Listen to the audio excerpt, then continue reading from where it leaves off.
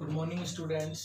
मेरा नाम है मुकुल सैनी और आप सभी का स्वागत है एमपीएस विद्यालय के मैथ्स वाले ग्रुप में। मैं बात कर रहा हूँ क्लास 11th की। जिन बच्चों के पास मैथ्स है या जो मैथ्स पढ़ने के इच्छुक हैं, आज हम मैथ्स में एक बहुत अच्छा टॉपिक पढ़ेंगे, कॉम्प्लेक्स नंबर्स। तो ध्यान से वीडियो को देखते रहें। मैं बहुत छोटी छोटी चीज़ें आपके सामने रखूंगा, उनको समझने का प्रयास करें। ठीक है बेटा? तो हम करते हैं स्टार्ट अपना कॉन्सेप्ट। देखिए, मैं यहाँ पर एक इक्वेशन लिखता हूँ, x square is equal to, या हम ऐसा लिख लेते हैं x square plus 36 is equal to 0।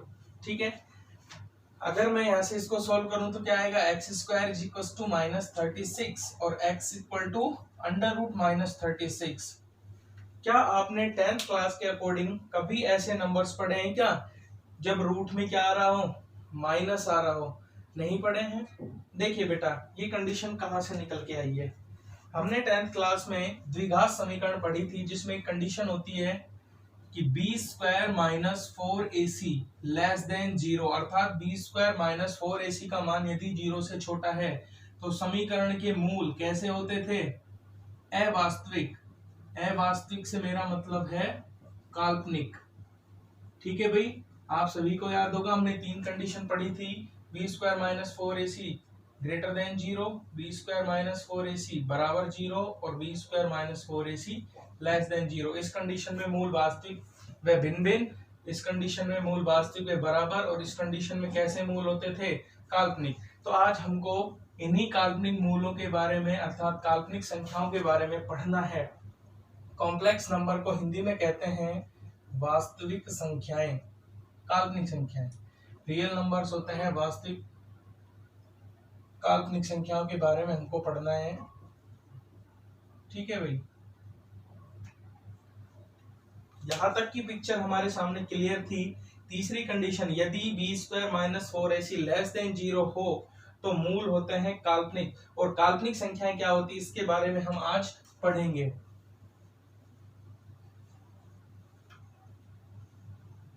देखो बेटा, पहले तो मैं संख्याओं के बारे में बात कर लेता हूं। वास्तविक संख्याएं क्या होती हैं? वास्तविक संख्या यदि बात की जाए तो आपने पढ़ा होगा,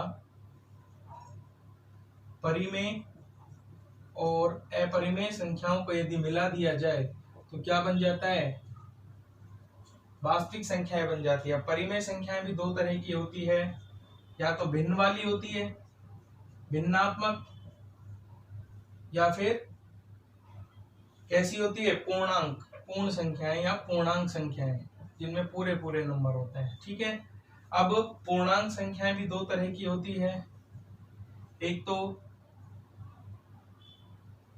पूर्ण संख्याएं और दूसरा ऋणात्मक संख्याएं, क्योंकि इसमें ऋणात्मक और धनात्मक दोनों ही होती है। पूर्ण संख्याओं में भी दो संख्याएं मिली हुई होती है, प्राकृतिक और शून्य, यानी कि 0। ये तो था वास्तविक संख्याओं का रूट।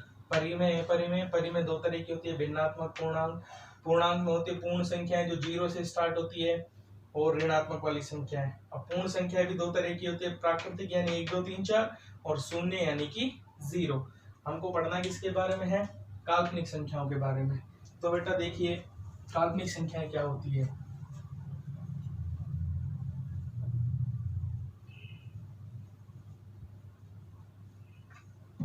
काल्पनिक संख्याएं होती है वे सभी संख्याएं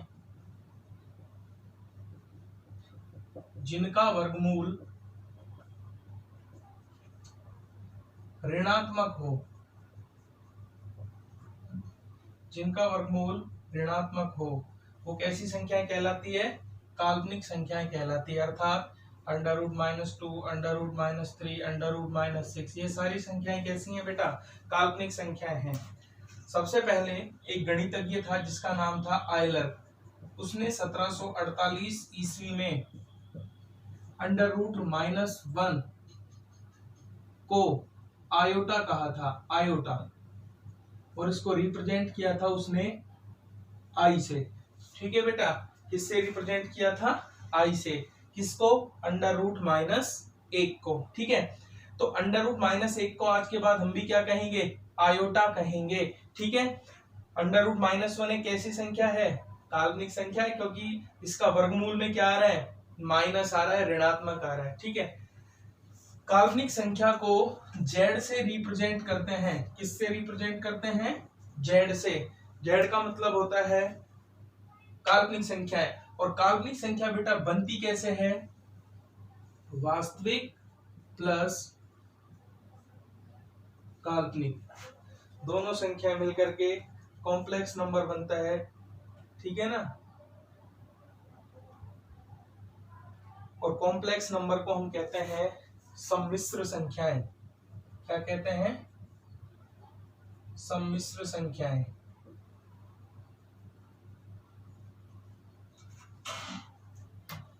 कॉम्प्लेक्स नंबर जो हम पढ़ रहे हैं, कॉम्प्लेक्स नंबर को हिंदी में कहते हैं सम्मिश्र संख्याएं, काल्पनिक संख्याओं को कहते हैं इमेजिनरी नंबर्स, इमेजिनरी नंबर्स, ठीक है बेटा। हमको पढ़ना है किसके बारे में, काल्पनिक संख्याओं के बारे में। यदि वास्तविक संख्या और काल्पनिक संख्या को मिला दिया जाए तो दोनों संख्याएं मिलकर के क्या बना देती है, जेड बना देती है, और इस जेड को हम कहते हैं सम्मिश्र संख्या, ना कि काल्पनिक संख्या, ठीक है भाई। क्या कहते हैं, सम्मिश्र संख्या कहते हैं जेड को। क्लियर है मामला यहां तक। तो वास्तविक संख्या और काल्पनिक संख्या मिलकर क्या बनाते हैं, सम्मिश्र संख्या बनाती है। अब सम्मिश्र संख्या में दो भाग होते हैं, एक भाग होता है वास्तविक, दूसरा होता है काल्पनिक। फॉर एग्जाम्पल जेड बराबर a प्लस आयोटा b, यहां पर a और b दोनों वास्तविक संख्या हैं, लेकिन इस वास्तविक संख्या के साथ गुणा कौन हो रहा है, आयोटा, और आयोटा क्या चीज होती है, काल्पनिक नंबर होता है। इसलिए a प्लस आयोटा b ये पूरा नंबर क्या कहलाएगा, सम्मिश्र संख्या। इसमें दो भाग हैं, पहला भाग है वास्तविक भाग और दूसरा भाग है काल्पनिक भाग। यहाँ पर a तो क्या है, वास्तविक भाग, और b क्या है, काल्पनिक भाग। ये ध्यान रखना b काल्पनिक क्यों हुआ, क्योंकि इसके साथ में क्या आ रही है, काल्पनिक संख्या आयोटा आ रही है, और आयोटा की वैल्यू आप जानते हो क्या होता है, अंडर रूट -1। यहाँ a और b दोनों ही कैसी संख्या है, वास्तविक। ab बिलोंग्स टू r, यानी a और b दोनों कैसे नंबर है, रियल नंबर, यानी वास्तविक संख्या है, ठीक है भाई। तो प्रत्येक सम्मिश्र संख्या को a प्लस आयोटा b की फॉर्म में लिखा जाएगा, यानी उसका वास्तविक भाग अलग दिखाना है और उसका काल्पनिक भाग हमको अलग दिखाना है। तो इसको हम कहेंगे सम्मिश्र संख्या। जब एक वास्तविक संख्या और एक काल्पनिक संख्या मिल जाएगी तो मिलकर के क्या बनाएगी, सम्मिश्र संख्या बनाएगी, जिसको इंग्लिश में हम कॉम्प्लेक्स नंबर भी बोलते हैं। और काल्पनिक संख्या होती है इमेजिनरी नंबर्स। क्लियर है यहाँ तक। कुछ चीजें आयोटा के बारे में है वो मैं आपको बता देता हूँ।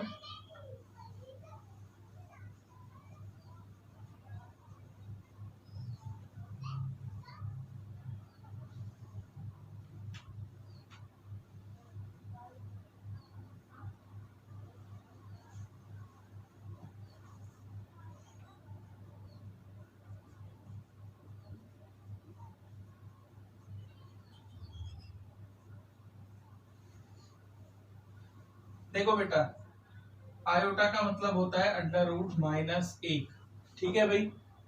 अगर आयोटा की घात 2 होगी तो क्या आएगा, इसका यदि स्क्वायर करेंगे तो क्या आएगा, -1 आएगा, ठीक है। आयोटा की घात 3 होता है माइनस आयोटा, ठीक है भाई। और आयोटा की घात 4 होता है प्लस का 1। आयोटा रूट -1, आयोटा स्क्वायर, यदि इसका स्क्वायर करेंगे तो क्या आएगा, -1। और आयोटा क्यूब जो है माइनस आयोटा होता है, क्यों होता है, इधर ध्यान दीजिए। आयोटा की घात 3 है, इसको ऐसा लिख सकते हैं, आयोटा स्क्वायर साथ में आयोटा, वापस से 3 घात हो जाएगी। और बेटा देखो आयोटा स्क्वायर का मान क्या होता है, -1, और आयोटा साथ में है, तो बताओ क्या हुआ फाइनल आंसर, बताओ, माइनस आयोटा हुआ, ठीक है। आयोटा की 3 घात को मैंने तोड़ा, आयोटा स्क्वायर साथ में आयोटा, आयोटा स्क्वायर की वैल्यू होती है -1, ये रहा, और साथ में इसके आयोटा, तो -1 को जब आयोटा से गुणा करेंगे तो क्या आ जाएगा, माइनस आयोटा। तो आयोटा क्यों क्या होता है, माइनस आयोटा। आयोटा की घात 4 1 होता है, क्यों होता है, इसका रीजन देखिए। आयोटा की घात 4 है, इसको हम लिख सकते हैं iota square into iota square. Iota की वैल्यू होती है -1, तो -1 इंटू -1, -1 क्या हो जाएगा देखो, +1 हो जाएगा। इसीलिए आयोटा की पावर 4 की वैल्यू क्या होती है 1। एक बात हमको हमेशा ध्यान रखनी है, कभी भी ध्यान रखना, आयोटा की घात यदि 4 का गुणज है तो उसकी वैल्यू क्या होगी, 1 होगी हमेशा। फॉर एग्जाम्पल यदि मैं लूं आयोटा की घात 20, आंसर क्या आएगा, 1 आएगा। यदि मैं लूं आयोटा की घात 40 तो भी क्या आएगा आंसर, 1 आएगा। यदि हम ले आयोटा की घात 60 तो भी क्या आएगा, 1 ही आएगा। क्यों आएगा, क्योंकि इन सभी घातों में 4 का पूरा पूरा भाग जाता है, अर्थात आयोटा की पावर 4 इंटू एन बराबर हमेशा क्या आएगा, 1। यहाँ n क्या होना चाहिए, नेचुरल नंबर्स होने चाहिए, n बिलोंग्स टू n, यानी जितने भी n हैं ये सारे के सारे नेचुरल नंबर्स होने चाहिए। ठीक है बेटा, तो आयोटा की पावर 4n = 1। एक बात आपको ध्यान रखनी है, 5 आयोटा बड़ा है 4 आयोटा से, या 3 आयोटा छोटा है 2 आयोटा से, ये सब बातें अर्थहीन है, अर्थात इनका कोई मतलब नहीं है कि 5 आयोटा बड़ा होता है या 4 आयोटा बड़ा होता है। क्यों नहीं है मतलब, क्योंकि आयोटा क्या है, एक काल्पनिक संख्या है, और काल्पनिक संख्या है तो इस वजह से हम इनको ये नहीं कह सकते कि 5 आयोटा बड़ा होगा या 4 आयोटा बड़ा होगा। क्लियर है, हमेशा ध्यान रखना, कभी भी कंपेयर नहीं किया जाएगा अकॉर्डिंग टू इमेजिनरी नंबर्स, काल्पनिक संख्याओं के हिसाब से। ये सारी अर्थहीन चीजें हैं, इसको बेटा जरूर नोट कर लेना। आयोटा रूट -1 होता है, आयोटा स्क्वायर -1 होता है, आयोटा क्यूब माइनस आयोटा होता है, और आयोटा की घात 4 क्या होता है, 1। मैंने आपको सोल्व करके भी साइड में दिखा दिया कि क्यों होता है, ठीक है ना। और आयोटा की घात यदि 4 का गुणज है तो उसकी वैल्यू क्या होगी, 1 होती है। क्लियर है यहाँ तक की चीजें, ठीक है। नेक्स्ट आगे चलते हैं, हम सम्मिश्र संख्याओं की बात करते हैं। काल्पनिक संख्या में आयोटा मैंने आपको बता दिया क्या चीज है।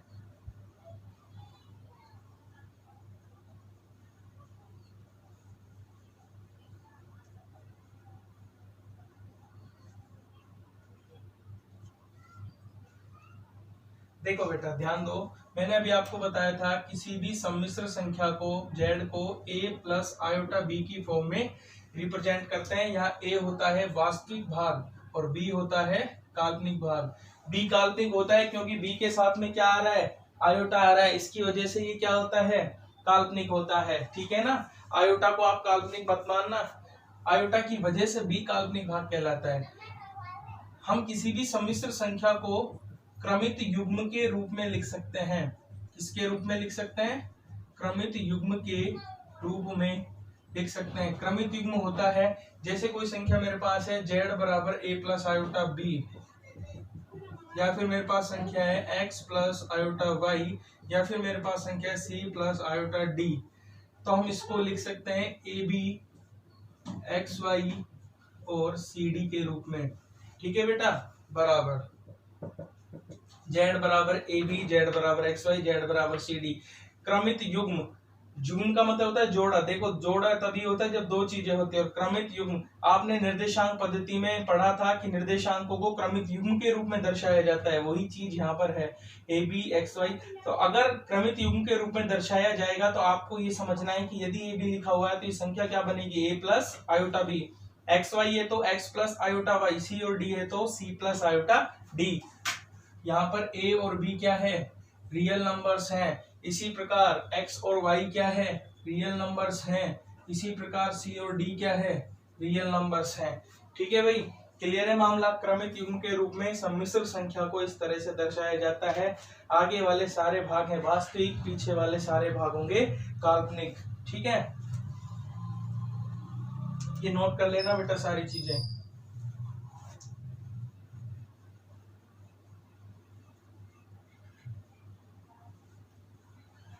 देखो बेटा एक नोट डालना है हमको और उसमें ये लिखना है, यदि कोई सम्मिश्र संख्या, ये नोट एक तरह से प्रमेय ही है, ठीक है। यदि कोई सम्मिश्र संख्या 0 के बराबर है,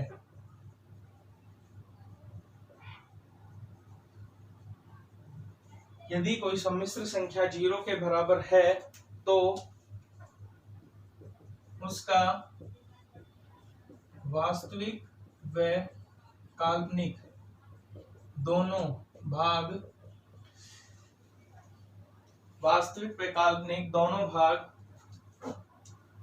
0 के बराबर होंगे। ठीक है भाई, ये आपको ध्यान रखना है। यदि कोई सम्मिश्र संख्या 0 के बराबर है तो उसका वास्तविक व काल्पनिक दोनों भाग बराबर होंगे और 0 के बराबर होंगे। ठीक है ना, मैं इसको सिद्ध करता हूं, प्रूफ करते हैं। मैंने माना कोई संख्या है मेरे पास में z बराबर a प्लस आयोटा b।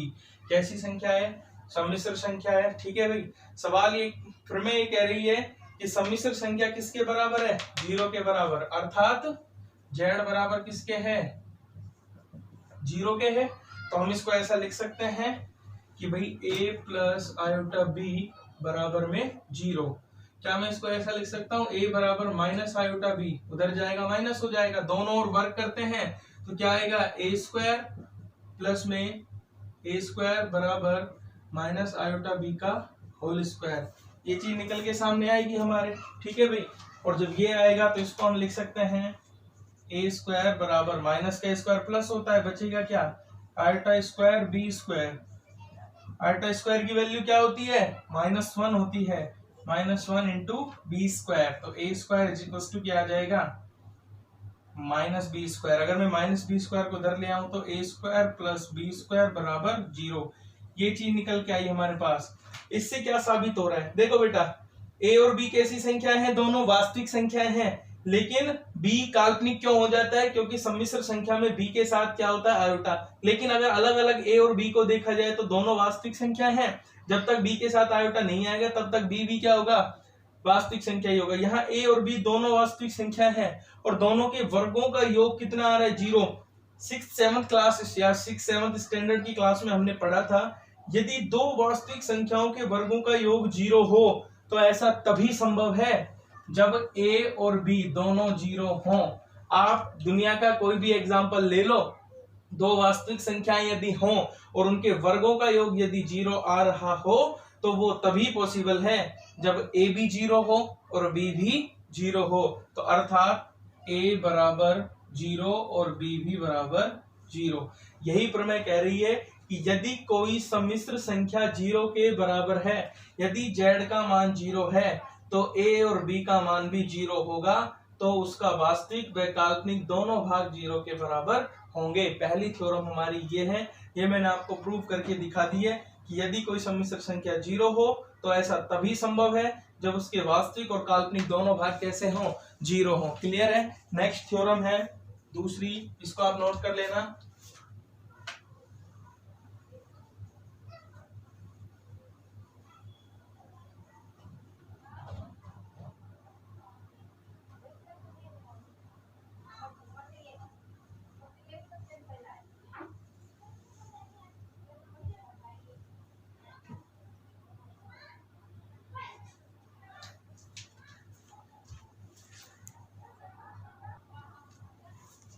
देखो बेटा, दूसरी थ्योरम है, यदि दो सम्मिश्र संख्याएं बराबर हों तो उनके वास्तविक व काल्पनिक भाग बराबर होता है। अगर हमारे पास दो सम्मिश्र संख्याएं अलग अलग हो, मैंने मान लिया दो सम्मिश्र संख्या मेरे पास है z1 बराबर a प्लस आयोटा b और z2 बराबर c प्लस आयोटा d। सवाल ये कह रहा है यदि ये दोनों संख्याएं बराबर हो, अर्थात सवाल में हमको दिया हुआ है z1 बराबर z2, ये दोनों कैसी हैं? बराबर, तो इनके वास्तविक और काल्पनिक भाग भी बराबर होते हैं। ये हम प्रूफ करते हैं अभी कि वास्तव में ऐसा होता है या नहीं होता है। ठीक है, ये कह रहा है z1 और z2 बराबर है, इसलिए a प्लस आयोटा b बराबर c प्लस आयोटा d। इनको हम a की तरफ ले आते हैं, a plus iota b minus c minus iota d बराबर क्या बचा? 0। इनको ऐसा लिखा जा सकता है a माइनस c, और इन दोनों में से यदि आयोटा कॉमन लिया जाए तो बचेगा b माइनस d बराबर 0। थोड़ी देर के लिए यदि इस पूरे को x मान लिया जाए और इसको y मान लिया जाए तो बचेगा क्या? x प्लस आयोटा y बराबर 0। और ये क्या है? x प्लस आयोटा y एक सम्मिश्र संख्या है बेटा। ठीक है ना? और अभी मैंने आपको पहली थ्योरम में सिद्ध करवाया था, यदि कोई सम्मिश्र संख्या 0 के बराबर हो तो उसका वास्तविक भाग भी 0 होता है और उसका काल्पनिक भाग भी 0 होता है। तो इसको हम ऐसा लिख सकते हैं, देखो a minus c plus iota b minus d बराबर 0, ये वास्तविक भाग और आयोटा है इसलिए ये काल्पनिक भाग, दोनों किसके बराबर हो जाएंगे, 0 के प्रमेय 1 के अनुसार। तो a माइनस सी बराबर 0 और b माइनस डी बराबर 0। तो बेटा a बराबर c और b बराबर d हो गया प्रूफ। देखो दो अलग अलग संख्याएं थी, a plus iota b, c plus iota d। यदि ये दोनों बराबर है तो इनके वास्तविक भाग बराबर होंगे, यानी a बराबर c, और काल्पनिक भाग बराबर होंगे, यानी b बराबर d। ऐसा हमेशा ध्यान रखना, यदि दो संख्या अलग अलग हो, सम्मिश्र संख्या है और वो बराबर हो, तो उनके वास्तविक भाग बराबर होंगे और काल्पनिक भाग बराबर होंगे। ठीक है भाई, ये दूसरी प्रमेय थी। अब मैं आपको कुछ क्वेश्चन देता हूं सॉल्व करने के लिए, आप उनको सॉल्व करना, बाकी के क्वेश्चन मैं सॉल्व कराऊंगा आपको।